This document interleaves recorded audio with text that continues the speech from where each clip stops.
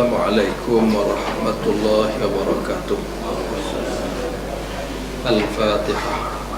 A'udzu billahi minasy syaithanir rajim. Bismillahirrahmanirrahim. Alhamdulillahi rabbil alamin arrahmanir rahim. Iyyaka na'budu wa iyyaka nasta'in. Ihdinas siratal mustaqim.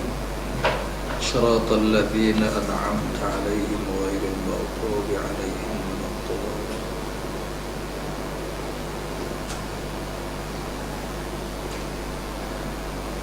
Bismillahirrahmanirrahim. Alhamdulillahi rabbil alamin. Wassalatu wassalamu ala asyrafil anbiya'i wal mursalin wa ala alihi wa ashabihi wa man tabi'ahum bi ihsanin ila yaumiddin. Amma ba'du. Tuan-tuan muslimin dan muslimat yang dirahmati Allah, alhamdulillah malam ini kita dapat kembali bertemu sesudah kita lalui cuti yang cukup panjang. Jadual sebulan sekali, tapi setahun saya ingat tak lebih, pada 6 bulan yang dapat saya hadir. Kira dari sudut markah lulus, kira gagal lah kehadirannya. Saya minta maaf banyak, dan insyaAllah malam ni kita sambung perbincangan. Kita dah sampai dalam bab yang ketiga, iaitu sejarah Nabi sallallahu alaihi wasallam selepas hijrah ke Habasyah hingga hijrah ke Madinah. Dan kita sampai malam ini pada pengajaran yang keempat, pelajaran dan pengajaran yang keempat. Permergian Rasulullah sallallahu alaihi wasallam ke Taif setelah mendapat tentangan di Mekah adalah menunjukkan betapa teguh dan kuatnya pendirian Rasulullah sallallahu alaihi wasallam terhadap tugas dakwahnya, dan tidak pernah mengenal putus asa. Sebab itu baginda berusaha mencari medan yang baru untuk dakwah setelah menempuh berbagai halangan dan rintangan di medan yang pertama, iaitu di Mekah. Sebagaimana telah diketahui di Taif juga, baginda mendapat tentangan dan penghinaan. Ini pula menunjukkan bahawa tabiat dan watak kejahatan itu sama sahaja walaupun di mana ia berada, iaitu dengan cara mempergunakan orang-orang yang bodoh yang tidak tahu apa-apa untuk menghalang kerja-kerja dakwah. Tuan-tuan muslimin dan muslimat yang dirahmati Allah, berdasarkan fakta yang dikemukakan oleh pengarang, iaitu bagaimana Nabi sallallahu alaihi wasallam sesudah melalui ujian yang sangat getir, kewafatan Sayyidatina Khadijah, kematian Abi Talib, halangan dan sekatan yang dihadapi oleh Nabi untuk menyampaikan dakwah di Mekah dibuat habis-habisan oleh musyrikin, sampai ke tahap tidak ada lagi ruang. Bukan kata nanti nak bercakap, bukan kata nanti nak buka mulut, sampai Nabi tampil saja di tengah kelompok masyarakat, waktu itu Nabi sudah berdepan dengan halangan. Masa inilah riwayat menceritakan bagaimana ada musyrikin yang sampai ke peringkat cekak leher baju Nabi. Dalam tempoh ni jugalah diriwayatkan bagaimana Nabi sallallahu alaihi wasallam yang sedang sujud tiba-tiba disimbah di atas belakangnya dengan najis dan perut unta yang sudah busuk. Masa ni jugalah Nabi sallallahu alaihi wasallam wajahnya dibalik dengan pasir, dengan tanah. Cabaran yang dihadapi oleh Nabi menyebabkan Nabi sallallahu alaihi wasallam pilih satu sasaran baru dalam menyampaikan dakwah. Di mana tempat pilihan Nabi? Nabi pilih Taif. Kalau tak salah ingat saya sebut di antara sebab, kita dah sebut yang lepas, bahawa pilihan Nabi ke Taif kerana pada jangkaan yang dibuat oleh Nabi berdasarkan kedudukan tempat. Maka suasana dia panas terik. Maka dikelilingi oleh batu. Maka dikelilingi oleh padang pasir. Dengan sebab panas terik, tambah pula dengan batu, tambah pula dengan padang pasir, kemungkinan hati dan jiwa manusia yang duduk di Mekah keras macam mana persekitaran dia. Maka Nabi tengok, kalaulah masyarakat Mekah keras pendiriannya sebab persekitaran, Nabi ubah satu persekitaran yang baru, Nabi pilih Taif. Sebab apa Taif? Ada ahli sejarah menyebut di antara faktor Nabi pilih Taif kerana Nabi pada waktu usianya masih lagi kanak-kanak, peringkat bayi lah kita kata, selepas beberapa hari dilahirkan sampai usia Nabi 4 tahun, Nabi pernah dibesarkan di perkampungan Bani Sa'ad. Jadi perkampungan Bani Sa'ad di bawah asuhan Halimatus Sa'diyah, Halimah binti Zu'aib As-Sa'diyah. Halimah ni membesar Nabi sallallahu alaihi wasallam di satu kawasan yang disebut perkampungan Bani Sa'ad, dan dikatakan perkampungan Bani Sa'ad ni tak jauh daripada Taif. Jadi kalau dilihat di sana tuan-tuan, perkampungan Bani Sa'ad tak jauh dari Taif, dan Nabi dapat merasai bagaimana suasana di perkampungan ni beza jauh daripada suasana di Mekah. Di antara kota yang berbatu dengan kawasan kampung yang penuh dengan pokok-pokok, sudah tentu beza. Bezanya di sini panas, di sini suasana dia redup. Mudah-mudahanlah yang redup ni jiwanya lebih lembut. Itu harapan Nabi. Sebab itu pilihan Nabi ialah Taif. Ini berdasarkan pandangan daripada alim ulama kita.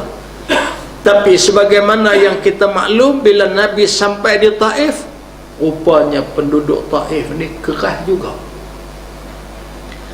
Penduduk Taif ini memiliki jiwa-jiwa yang nak lebih kurang dengan puak-puak musyrikin yang ada di kota Mekah juga. Bahkan lebih dahsyat lagi.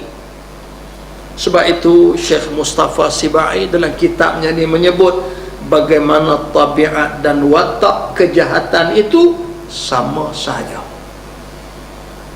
Jadi artinya kita boleh faham tuan-tuan bahawa manusia yang hatinya mati sama ya. Thumma qasat qulubukum ba'da dhalik fahiya kal hijarah. Hak jenis hati macam batu ni sama ya. Hak duduk di kota Mekah sama, yang duduk di perkampungan Taif pun sama. Hak duduk dikelilingi oleh batu-batu batan keras ni sama saja dengan yang dikelilingi oleh pokok-pokok kayu, walaupun redup tapi hatinya keras. Dan sama juga tuan-tuan sepanjang zaman. Kita baca sejarah zaman Nabi Allah Nuh alaihi salam berhadapan dengan kaumnya, keras. Orang Kedah kata keras kiam. Inni da'autu qaumi laylan wa nahara falam yazidhum du'ai illa firara. Nabi Allah Nuh bagi tahu, aku seru kaum aku laylan wa nahara, malam dan siang. Buat kerja malam dan siang menyampaikan dakwah, dakwah tak berhenti. Bukan sehari dua, 950 tahun. Falam yazidhum du'ai illa firara, tak bertambah daripada seruan aku, dakwah aku, melainkan firara, bertambah lari. Dahsyatnya. Kalau tuan-tuan pergi berdakwah lari macam tu saja, tahan juga. Dia tak lari saja, sambil dalam duduk lari itu dia bertindak. Sehingga diriwayatkan Nabi Allah Nuh alaihi salam tiap-tiap kali keluar berdakwah balik dalam keadaan cedera. Ada ketika dipukul sampai pengsan, ada ketika balik dalam keadaan berdarah. Tapi bila balik sampai di rumah, bubuh ubat apa lebih kurang, sapu-sapu minyak, boleh bangkit, boleh bergerak, bangkit dakwah pula. Ini yang disebut tadi, bagaimana Nabi SAW keluar meninggalkan Mekah pergi ke Taif, bukan nak lari daripada dakwah, tapi memilih satu jalan baru. Bila yang ada, yang sedang dilalui itu sudah buntu jalannya, dah tak boleh pi, tak berhenti, pi ke lain, ikut jalan lain pula. Sebab tu tentu ulama mengibaratkan dakwah itu alirannya macam dengan ayam, tak boleh berhenti. Kalau dia turun daripada atas ayam, dia tak boleh berhenti. Dia turun, kita halang di tengah, dia akan pergi ke kanan. Tak boleh kanan, dia pergi kiri. Tak boleh kiri, dia halang kanan dan kiri depan, dia naik ke atas. Atas pun dihalang tinggi, dia jerak ke bawah. Kalau sampai semua tak boleh, lagi dia tendang turun, habis semua turun. Ini tabiat yang ada kepada dakwah. Sebab itu kita lihat bagaimana Nabi-Nabi, Rasul-Rasul, Nabi Nuh baik, Nabi Allah Ibrahim baik, Nabi Allah Musa alaihi salam dengan Nabi Harun pun sama, sampai kepada Nabi kita Muhammad sallallahu alaihi wasallam. Sebut kata dakwah, berhenti, tak sekali. Tidak ada dalam kamus hidup satu orang Nabi dan Rasul mereka berhenti dakwah bila dihalang. Cuma tentu yang mereka buat ialah tak boleh di sini, cari sasaran-sasaran baru. Ini iktibar dan pengajaran yang kita boleh ambil, menunjukkan bahawa kita pun sama tuan-tuan. Ulama-ulama harakah menyebut, ulama-ulama gerakan Islam sebut, man qala la ilaha illallah fahuwa da'i. Dari semua kita, siapa yang melafazkan la ilaha illallah, maka dia adalah pendakwah. Tugas kita nak kena sampai agama ni. Dan kita sedar tuan-tuan, dalam kita duduk berdakwah, dalam kita melaksanakan dakwah, kita berdepan dengan macam-macam cabaran.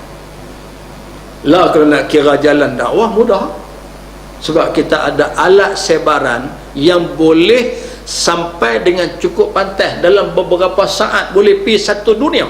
Tapi cabaran pun sama. Tak cukup dengan pesta arak, mai pegang anjing pula. Dakwah duk berjalan ni. Kita pun tak tahu tuan-tuan, masalah cerita pesta arak untuk bukan Islam, kita tak boleh halang. Dia boleh minum, pasal agama dia kata boleh, wallahu alam lah, kita pun tak tahu sungguh ke agama dia kata boleh. Tapi dia dakwah kata agama dia kata boleh, okey, silalah. Tapi kalau sampai dipestakan, yang ni dah timbul satu masalah lain. Sebab hari ni tuan-tuan, bila dipestakan, artinya dalam acara pesta ni dia macam-macam. Boleh jadi dia buat pertandingan, duduk di meja panjang, pekat letak jam besar, lepas tu pekat-pekat langgah, tengok siapa boleh minum paling banyak, siapa yang tak mabuk. Bila ini dibuat, ambil gambar, sebab melalui media baru, masuk dalam media-media sosial, anak-anak muda kita tengok, dia takut mereka boleh buat, kita pun try tengok, ya nak. Nah, ini di antara faktor yang merosakkan. Sebab itu tuan-tuan, dari sudut hak kita beri, tapi kalau sampai melampau, kita pun nak kena ada had. Demikian sehari dua ni duduk tak duduk, had tu pun tak tahu kok mana lagi masalah arak tuan-tuan, main anjing pula lah. Sebab tu kalau tengok kenyataan Tok Guru ni Aziz, dia mudah ya. Dia kata penganjur ni ada ulat dalam otak. Itu kan. Nah, ada masalah. Rupanya tuan-tuan, dia macam tak sedar. Dalam hidup dia ada banyak lagi benda yang boleh dia kempen untuk sentuh Al-Quran. La yamassuhu illal mutahharun. Orang yang tak sentuh Quran ni melainkan orang yang suci bersih. Jadi sepatutnya kempen tuan-tuan untuk menyentuh Quran. Kempen ni patut sangat dibuat. Nak buat apa? Benda Quran ni benda yang tak gaduh kempen lah. Ada setengah orang kata lagu tu. Tapi tuan-tuan, sedang tak sedang kita, ada kita duduk renung tengok, la ilallah, dia kata aku sentuh Quran last kali Ramadan hari tu. Ramadan hari tu. Habis takkan sampai tak baca Quran langsung daripada Ramadan, Syawal, Zulqa'dah, Zulhijjah, ni nak habis dah Zulhijjah. Dia tak baca lah, dia tak baca Yasin gitu lah. Pegang surat Yasin ni. Quran sebuah tu tak pegang. Sebab tu saya tuan-tuan cuba ni untuk kita anak-anak di sekolah lah. Satu hari kita kalau boleh bilang tengok berapa kali dia pegang Quran, supaya lepas subuh dia pegang Quran. Saat lagi tuan-tuan mai petang pegang lagi sekali. Kemudian malam kita lepas maghrib suruh pegang pula. Kemudian selepas lepas sembahyang Isyak sekali lagi pegang. Walaupun boleh jadi surah-surah hak kita baca, contoh lepas Isyak sebelum tidur kita baca suratul Mulk. Budak-budak ni baca 5 tahun dah, boleh hafal dah suratul Mulk. Kita suruh ambil Quran juga pegang. Untuk apa? Sebagai satu latihan supaya dia jangan menjauhkan diri daripada Al-Quranul Karim. Tapi hak ni tuan-tuan, orang kata tak payah dah. Tak payah dah yang tu. Padahal itu sangat besar untuk membentuk peribadi insan. Tiba-tiba mai pula berbagai masalah yang ada. Boleh jadi tuan-tuan dengan pelbagai masalah yang kita hadapi inilah menyebabkan Allah Subhanahu wa taala sedang memberi peringatan kepada kita juga dengan berbagai-bagai cabaran, ujian. Tu duduk tak duduk tuan-tuan, mai Putin beliau kita pun tak pernah tengok. Kawan-kawan sampai boleh rakam. Lalu di Lebuh Raya minggu sudah di kampung Alok Besar. Dahsyat. Bumbung sekolah tu dia pusing angkat pergi macam tu kan. Rumah dekat 10 buah. Dia angkat terbang pergi begitu saja. Kita ingat tuan-tuan dia berhenti di Pendang tu bagai habis. Tak. Dia pergi di Kelang, dia pergi di mana lagi. Subhanallah. Ini tuan-tuan ingatan Allah Subhanahu wa taala kepada manusia. Tapi walaupun demikian, walaupun ada berbagai-bagai ingatan, kerja kita, tugas kita dari sudut dakwah tak boleh berhenti. Kena terus berjalan. Dengan apa jalan yang kita boleh guna, maka kita kena manfaatkan. Pasal kita adalah merupakan da'i yang tak boleh berhenti berdakwah berdasarkan apa yang ditunjukkan oleh Nabi sallallahu alaihi wasallam. Seterusnya, keadaan mengalirnya darah dari kedua belah kaki baginda yang mulia itu adalah sebesar-besar bukti dan teladan akan betapa beratnya beban yang harus dipikul oleh seorang pendakwah di jalan Allah, sama ada beban ujian tersebut dalam bentuk penyiksaan maupun tekanan dan penindasan, sampai beringkat darah meramu. Nabi sallallahu alaihi wasallam, ada sahabat meriwayatkan bagaimana tuan-tuan Nabi cerita. Nabi cerita pada sahabat. Sahabat cerita balik kepada orang yang tak sempat lalui. Dia cerita balik. Dia kata ka'anni anzuru, aku ni macam duk nampak waktu Nabi sedang cerita. Apa Nabi cerita? Nabi cerita tentang satu orang Nabi. Nabi Muhammad waktu cerita, dia tak cerita kata dia, tapi dia beritahu ada satu orang Nabi. Satu orang Nabi ni, dia turun pergi berdakwah, tiba-tiba dia disakiti, mukanya dibaling dengan batu, tubuhnya dibaling dengan batu sampai berdarah. Tapi Nabi ni Nabi Muhammad cerita ni pada sahabat, sahabat cerita balik, Nabi ni walaupun berdarah tubuh, sambil-sambil dia sapu darah, sambil-sambil dia lap darah. Wa huwa yaqul Allahumma hdi qaumi fa innahum la ya'lamun. Sambil-sambil duk sapu darah.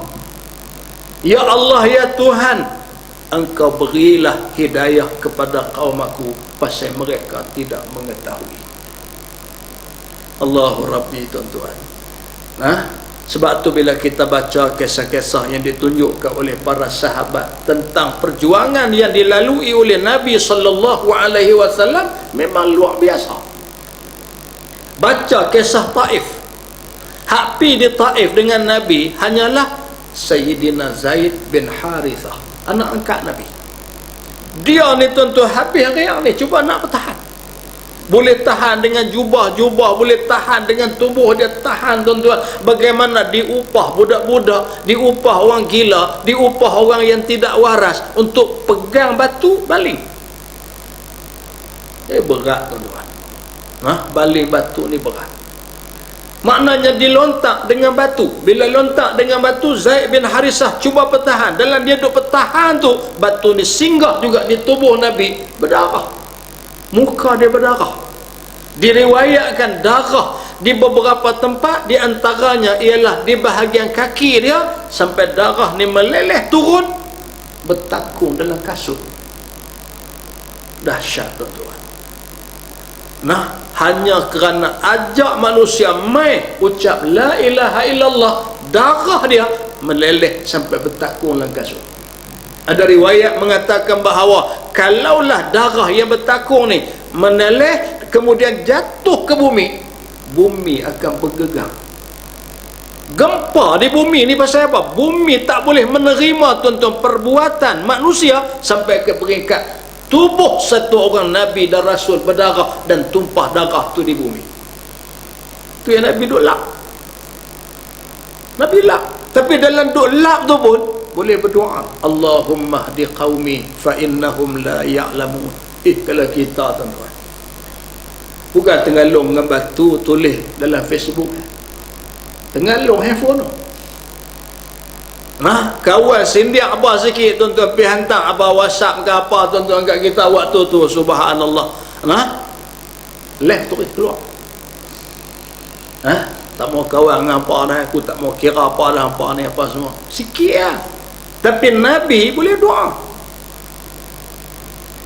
Tu tak kira lagi tawaran yang diberikan oleh para malaikat. Malaikat yang menjaga bukit, yang menjaga angin, mai berjumpa dengan Nabi. Wahai Muhammad, ya Rasulullah, kamu bagi saja keizinan pada kami. Kamu sebut, kamu nak apa? Nak gunung, nak bukit, tak cukup di Mekah, kami boleh angkat daripada negeri-negeri lain, hampak di atas kepala penduduk Taif. Nabi kata tidak. Yang aku harapkan akan lahir daripada sulbi-sulbi mereka anak-anak yang satu harinya akan beriman dengan Allah Subhanahu wa taala. Sebab tu tuan-tuan, kalau kita boleh tiru ini, jiwa kita bagi ada jiwa Nabi ni, subhanallah, hebat kita.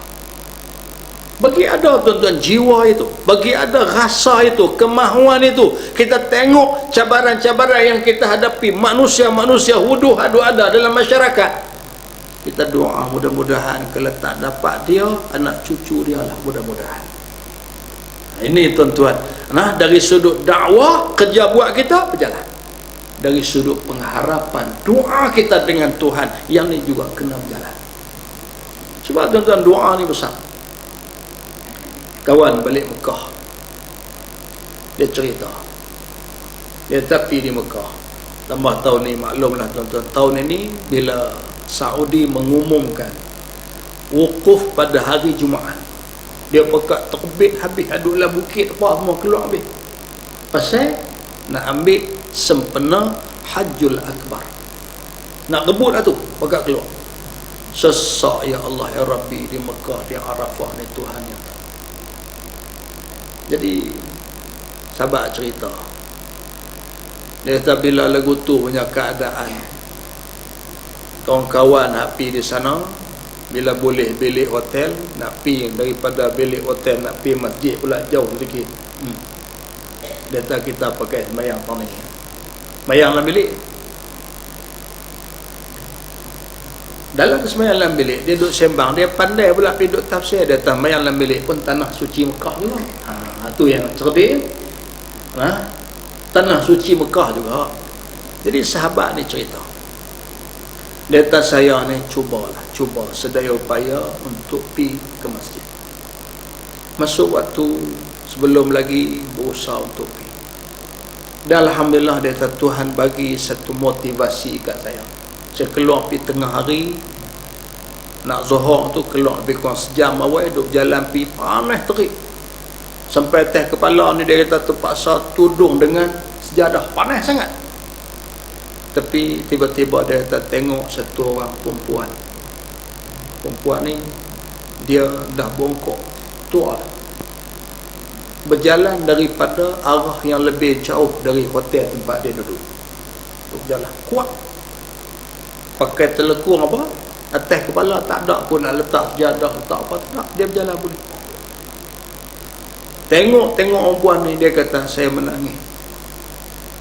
Tuhan nak beri kepada saya satu motivasi untuk nak kuatkan jiwa saya, diri saya. Tengok pada perempuan ni, ni ibu ni dengan bongkok, dengan tua, tapi tak pernah rasa lemah untuk nak pergi ke masjid.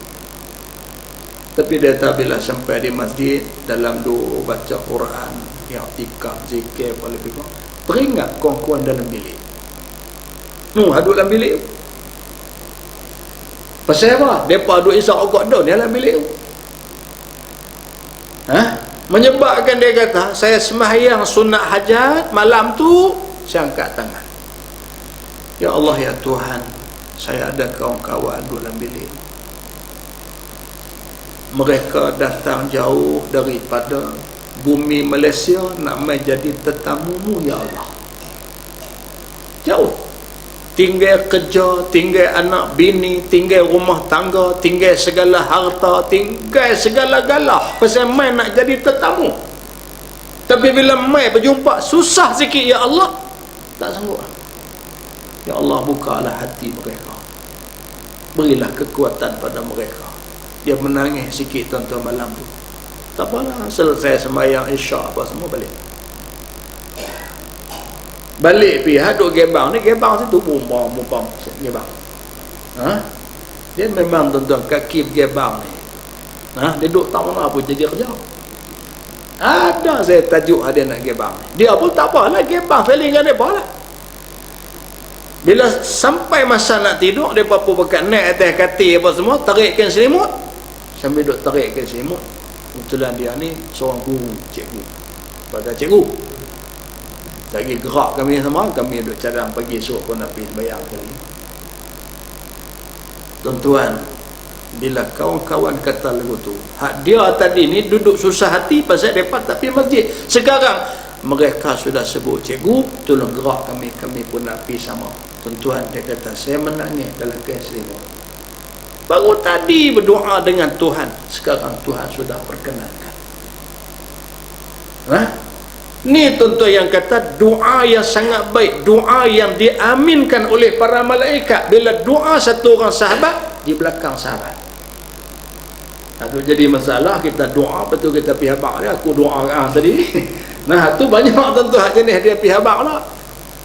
Hak lebih teruk lagi, dia kata aku doa lama dah tak makbul, memang teruk. Itu lagi teruk. Jadi kita tak payah bagi tahu, kita doa di belakang, Allah perkenalkan. Jadi maknanya tuan-tuan, Nabi SAW ni satu pengajaran. Nabi doakan pada penduduk Taif. Nabi tak abang kat mereka, tak aku doa kat mereka. Aku doa kat hampa, walaupun hampa balik aku dengan ketip batu ni, aku doa untuk hampa semua. Nabi tak bagi tahu yang tu.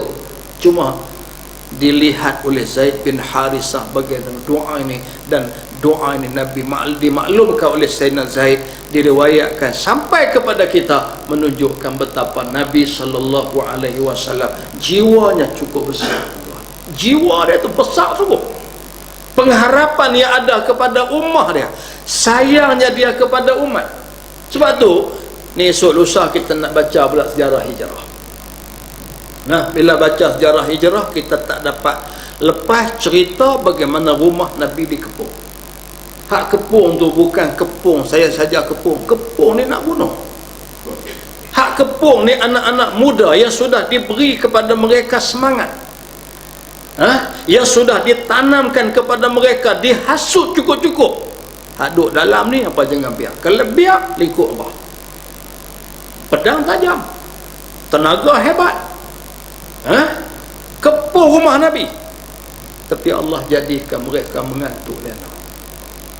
Nabi keluar daripada rumah, ambil pasir botai kepala.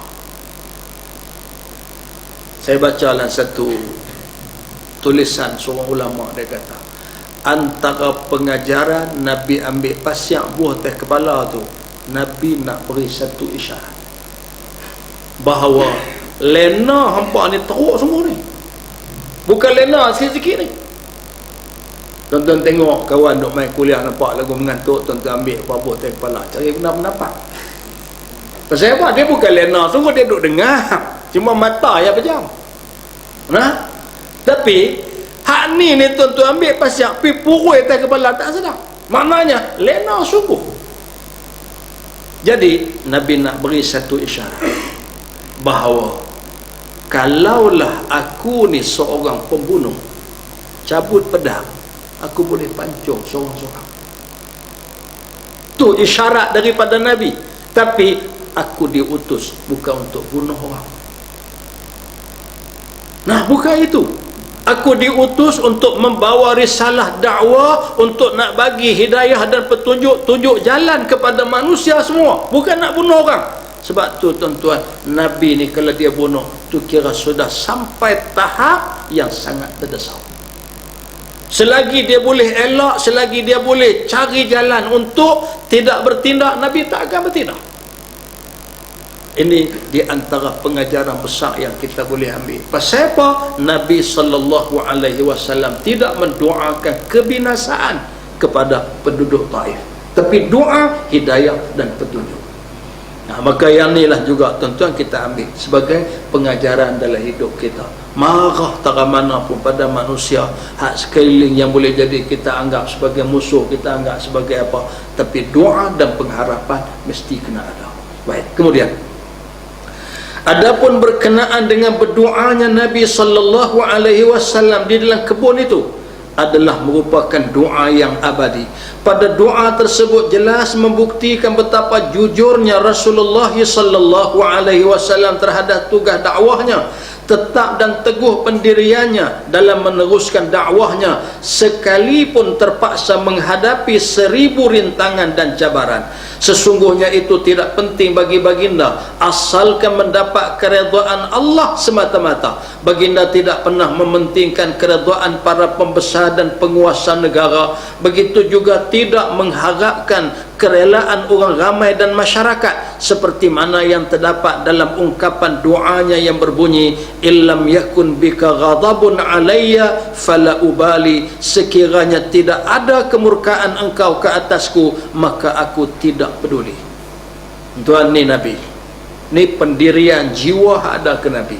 Di samping kasih pada umat, di samping amanahnya Nabi menyampaikan risalah, sekali-kali tak akan berhenti berdakwah. Satu benda besar ada kat Nabi, tuan-tuan. Nabi buat apa pun, dia punya matlamat besar dia satu,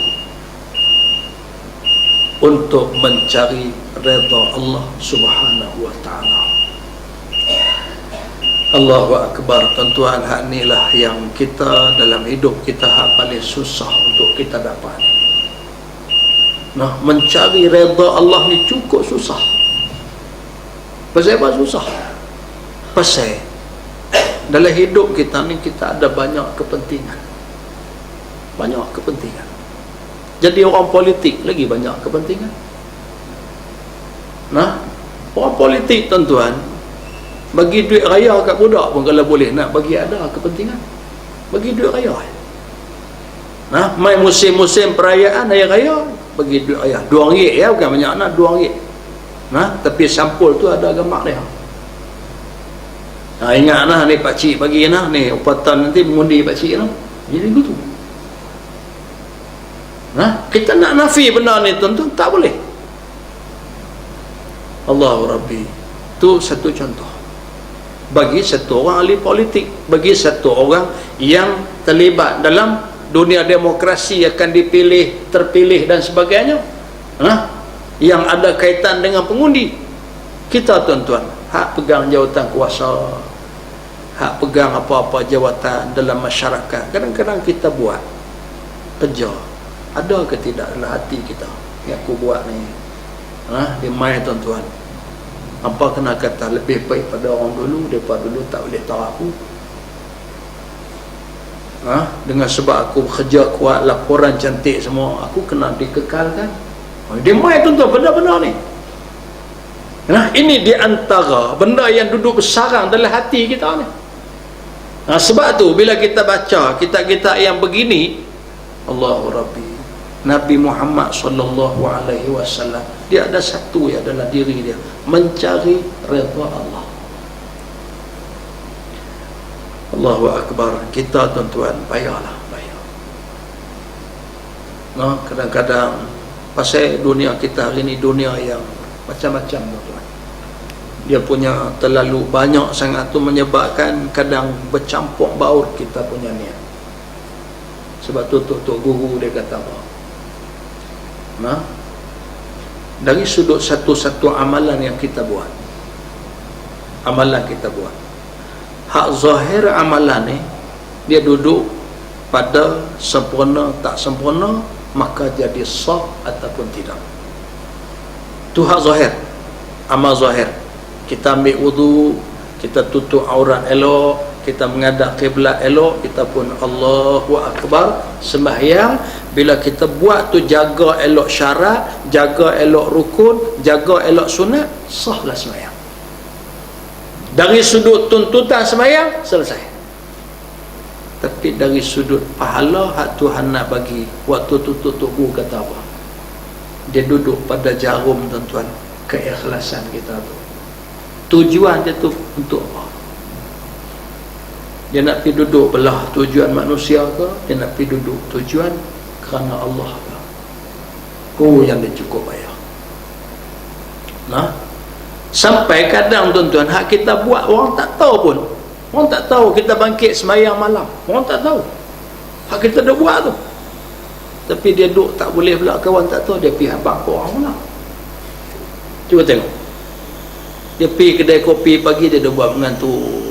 Kawan kata, awak nampak mengantuk. Dia kata mengantuk malam pukul 4 maghrib dah. Pukul 4 dah atas malam. Saya tiap-tiap malam pukul 4. Tu mula tu. Lepas tu dia mula syarah, dia kata pukul 4 tu dia tak bolehlah buat apa semua, tengok Quran sikit apa lebih kurang. Duk tengok-tengok pasal tak ramai belah-belah kita ni boleh buat. Dia pergi tambah lagu tu pula. Jahanam tuan-tuan. Yang ni dibuat atas tujuan apa? Yang dia pi buka tuan-tuan dinding rumah mak dia sampai mendedahkan apa dia buat di dalam tu, tujuan apa? Allahu Rabbi. Sebab tu ulama-ulama sebut hadiah Allah yang paling besar tuan-tuan, dari Allah kepada manusia paling besar ialah hidayah dan taufik. Itu paling besar. Daripada Allah, hidayah dan taufik. Sementara tuan-tuan, kita nak kata apa? Hadiah juga, balasan. Tuhan tak berhajat semua tu, tapi untuk nak mudah fahamnya, hadiah manusia hak paling hebat kepada Allah Ta'ala ialah keikhlasan. Inilah yang paling susah untuk kita nak perbetul jarum tu dalam hidup kita. Sebab tu tuan-tuan, kaedah yang digunakan oleh alim ulama, dia nak buat juga, dia kata begini, buatlah satu-satu amalan sampai jadi darah daging.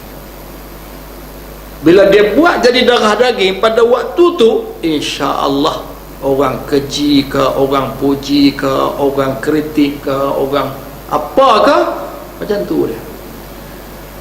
Kalau sampai peringkat tu, mudah-mudahanlah kita boleh tuan-tuan, kalau pun tak boleh sampai tahap hati Nabi, hati para sahabat, kita boleh tiru macam mereka pun jadilah. Kemudian selain daripada itu, Doa itu tadi juga menunjukkan bahawa seorang pendakwah ke jalan Allah apabila menghadapi berbagai bentuk siasaan dan tekanan akan selalu kembali menyerah diri kepada Allah, mengharapkan pertolongan dan kekuatan daripada Allah untuk menghadapinya. Juga menjelaskan bahawa yang paling ditakuti oleh seorang pendakwah adalah kemurkaan Allah Subhanahu wa taala, bukan kemurkaan dan kemarahan manusia atau sesuatu apapun jua selain daripada Allah Subhanahu wa taala. Jadi ini tuan-tuan, diri, jiwa, hati yang nak kena ada juga pada pendakwah, pada orang yang berjalan di atas jalan Allah Subhanahu wa taala ialah apa yang dia buat tuan-tuan dalam hidup. Bila berdepan saja dengan cabaran, dia tak ada benda lain melainkan serah kat Tuhan. Tapi itulah zaman kita hari ni, kalau dah sebut lagu tu, dia tak senang banyak, semua serah kat Tuhan. Hang berkata kita buat apa? Serah ke Tuhan belaka. Jadi apa? Dia tanya semua ketentuan Allah belaka. Jadi akhirnya tuan-tuan disalah artikan. Jadi serah pada Allah sesudah mana kita berikhtiar. Habis dah ikhtiar kita, sedaya upaya yang kita usaha, takat keupayaan kita tuan-tuan sebagai manusia, kemudian selebihnya sudah tentu kita menyerah diri kita kepada Allah. Kita tuan-tuan dalam satu-satu hal, ini yang kata dalam tauhid lalu dibincang masalah minta tolong. Boleh tak kita minta tolong dengan manusia? Jawab dia boleh tuan-tuan. Yang mana dalam lingkungan kuasa manusia. Pergi ke doktor, minta tolong doktor, saya sakit sekian-sekian. Doktor kata okey, ni ubat dia. Itu dalam ruang lingkup yang dia mampu. Tapi kalau pergi ke doktor, doktor tolong sembuhkan sakit saya. Sembuh bukan ruang lingkup doktor. Yang ni Allah Ta'ala. Pasal itu bila ubat yang kita ambil, buh di mulut kita, doa yang paling baik kita baca ialah Bismillahirrahmanirrahim, Bismillahirrahmanirrahim. Dengan nama Allah, Tuhan yang menyembuh. Dengan nama Allah, Tuhan yang memberi afiat. Ubat ni hanya alat, hanya sebab, tapi musabbibul asbabnya Allah. Sama tuan-tuan, kita berdepan dengan cabaran dalam kita buat kerja. Kadang kita buat kerja, orang yang urus masjid, orang urus sekolah, orang urus apa, ada ketika berdepan masalah keuangan, buat surat minta tolong dengan orang, minta rayu derma, minta apa tuan-tuan. Hak tu dia buat dalam ruang lingkup usaha ikhtiar. Tapi hak nak bagi Allah. Tu yang kadang-kadang tuan-tuan, kadang-kadang ada sumbangan yang diterima orang yang buat kerja ni, dia berjumpa lah. Berjumpa tuan-tuan, sumbangan-sumbangan yang kadang-kadang kita tak pernah jangka. Tuhan boleh bagi, tak pernah jangka, tak pernah sangka.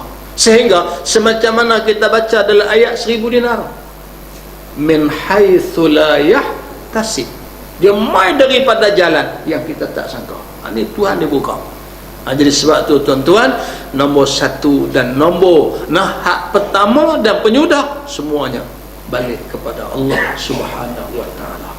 Sebab tu orang buat kerja agama ni, tak kiralah tuan-tuan apa bidang yang dia terlibat, bila dia buat kerja ada kepentingannya untuk agama, untuk apa dia buat, maka pada ketika itu insya-Allah dengan pengharapannya tinggi, minta tolong dengan Tuhan, waktu dia nak mula kerja, sudah kerja, maka Tuhan akan beri kepadanya pertolongan.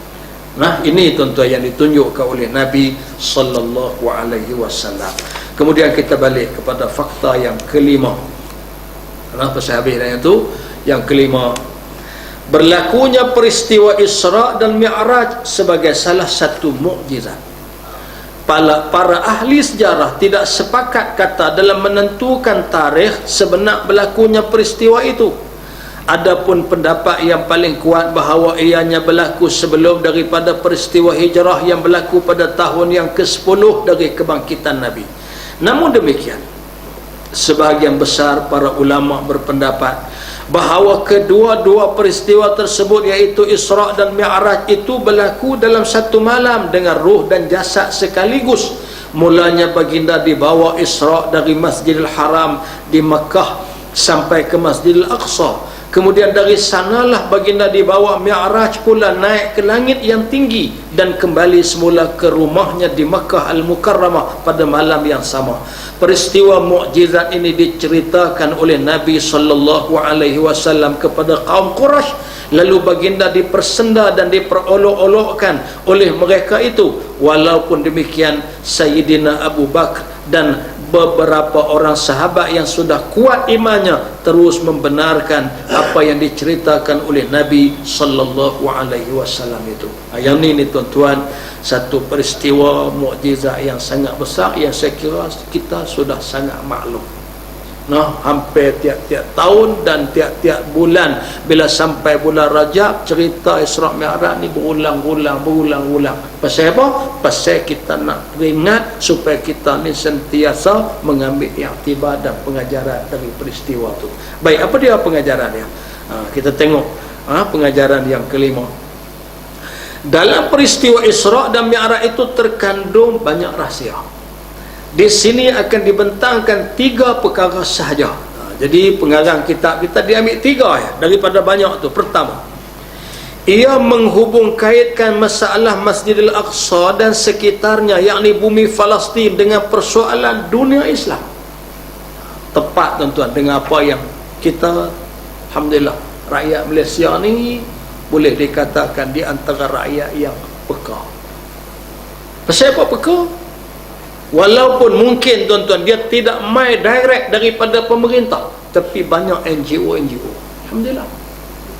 Bila NGO ni gerakkan, bila gerak tuan-tuan, masyarakat rakyat ni dia timbul satu kesedaran, pemerintah pun turut sama. Alhamdulillah. Sebab tu kita tengok tuan-tuan banyak program-program untuk Gaza, program untuk Palestin. Masjid tuan-tuan pun ada banner sampai hari ini, sumbangan dan sebagainya. Ada NGO yang bekerja untuk itu, kumpul duit, bawa pi, kemudian bawa segala bantuan. Walaupun apa yang dihadapi di Palestin hari ini mungkin tidak lagi macam bulan Ramadan hari itu. Bulan Ramadan mereka diserang.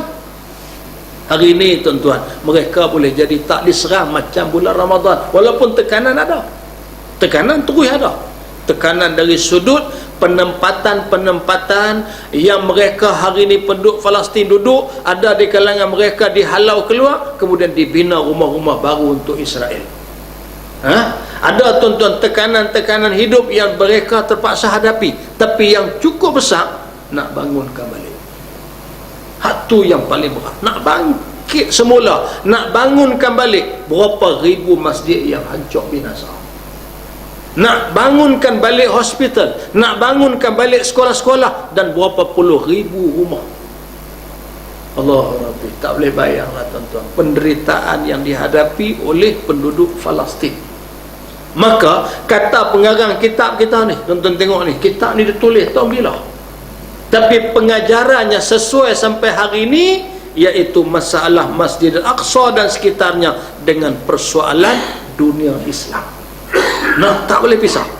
Oleh kerana kota Mekah setelah diutuskan Rasulullah sallallahu alaihi wasallam telah menjadi pusat perhimpunan dunia Islam dan lambang kesatuan umat, justru itu segala usaha untuk membela dan mempertahankan bumi Palestin berarti mempertahankan Islam itu sendiri. Maka wajiblah ke atas setiap muslim di seluruh pelosok dunia bangun serentak melakukan pembelaan itu, dan sebaliknya jika cuai daripada melakukan pembebasan dan mempertahankannya, maka berarti cuai dan lalai daripada kewajipan Islam, dan kelak akhirnya setiap orang yang beriman kepada Allah dan Rasulnya akan menerima akibat kemurkaan dan siksaan Allah di akhirat nanti. Tuan-tuan, baru ni wukuf di Arafah yang berhimpun berapa juta? 2 juta lebih.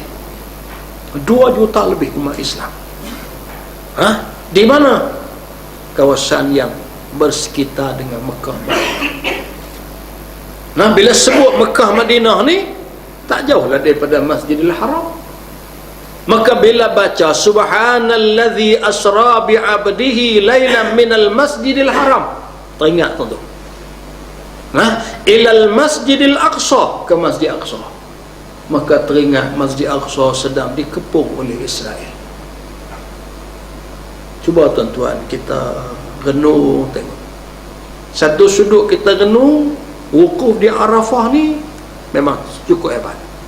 Hebat sebab ramai, hebat sebab manusia sama rata, hebat sebab tak ada pangkat kedudukan dah pada waktu tu. Semua sama ya. Kalau laki-laki ni kain ada dua lai. Abu hotel belakang satu, hak pakai satu, hak lain tak ada. Atas kepala tak boleh ada apa. Di kampung dia atuk lebay tak nak buang, buang di sana. Di kampung dia atuk haji dah duk pakai serban tak nak buang, di sana kena buang. Di kampung ni mahkota duk atas kepala, tengkolak duk atas kepala. Pasal apa? Pasal dia bangsawan, pasal dia raja, di sana kena buang. Nah, abang kata sama. Dari sudut tu alhamdulillah mungkin orang boleh rasa, tapi dari satu sudut lain tuan-tuan, himpunan di Arafah di Mekah, himpunan di Masjidil Haram ini belum memberi apa-apa kesan untuk Masjidil Aqsa. Ni masalah yang besar, tak ada apa-apa. Nah, Barat tak pernah heran, nah, pihak Timur tak pernah heran, Eropah tak pernah heran, musuh-musuh tak pernah heran. Hampa himpun lah. Memang nak buat himpunan macam tu bukan mudah. Hanya Kaabah satu yang boleh mengumpulkan manusia macam tu. Tapi tuan-tuan, himpunan yang begitu besar tidak menggerunkan musuh-musuh. Yang ni pun berat lah. Hak kita dah baca minal masjidil harami ilal masjidil aqsa. Apa hak berlaku di Masjidil Haram ni ada kaitan dengan Masjid Aqsa, tapi tak sampai lagi tahap tu. Nah, musuh tahu hak mai berimpun ni, bila habis dia berimpun, dia pegat galah ya Zam-Zam balik. Tu ya.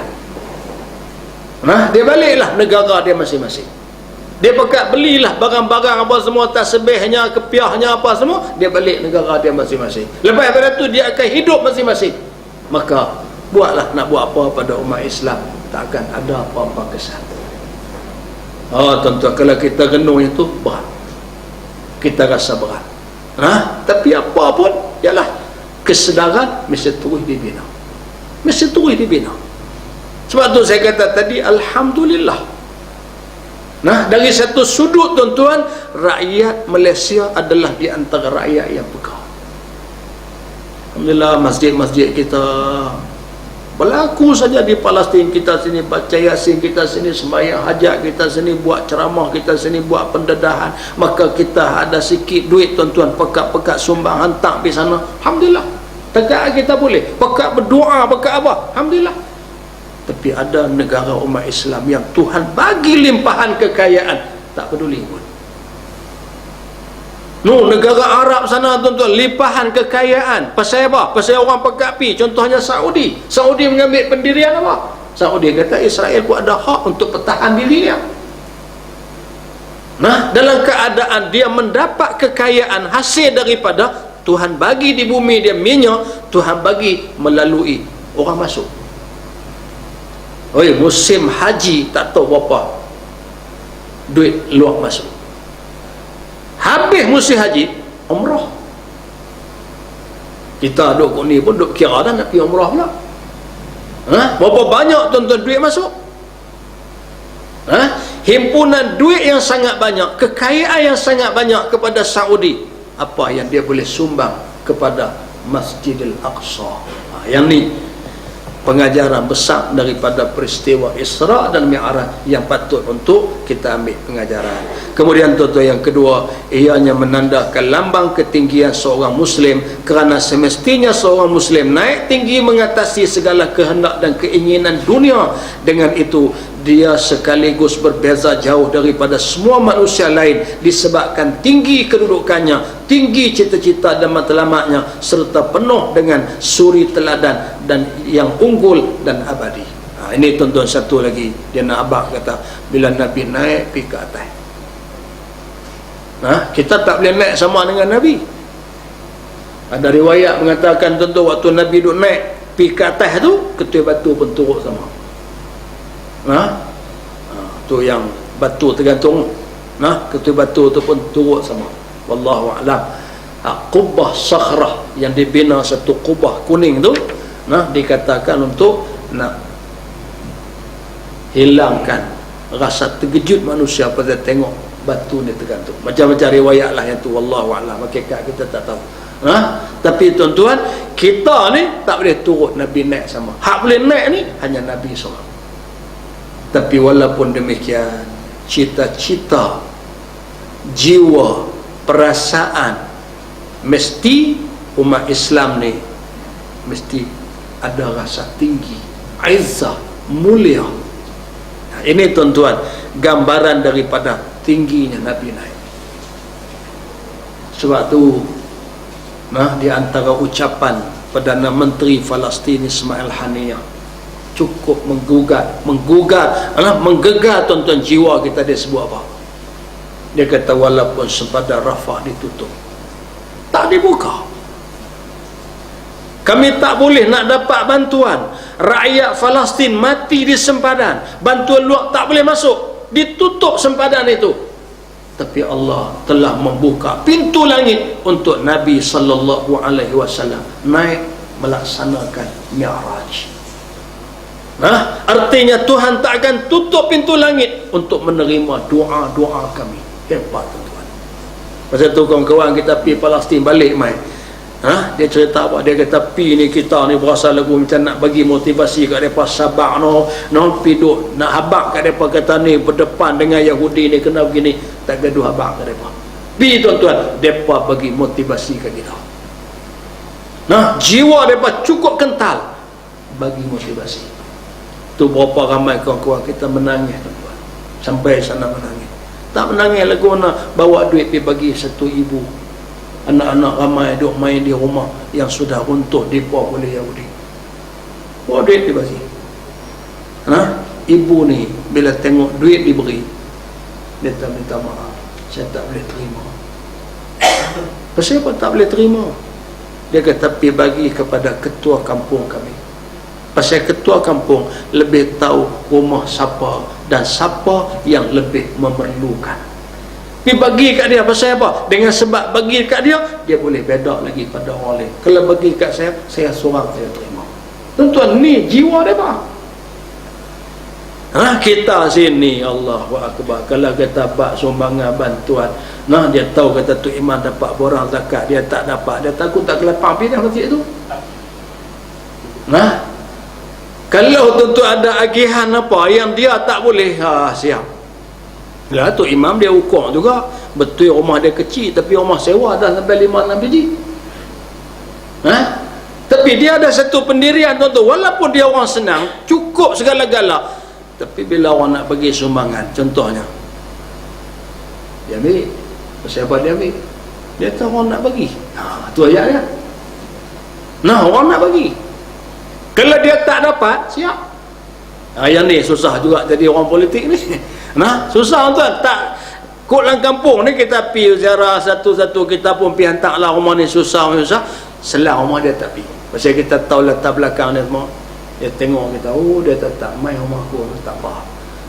Lepas ni dia main nak kempen suruh mengundi, mampu aku tak mengundi lah. Pasal apa? Pasal dia tak bagi kat aku. Ni tuan-tuan ada kat kita.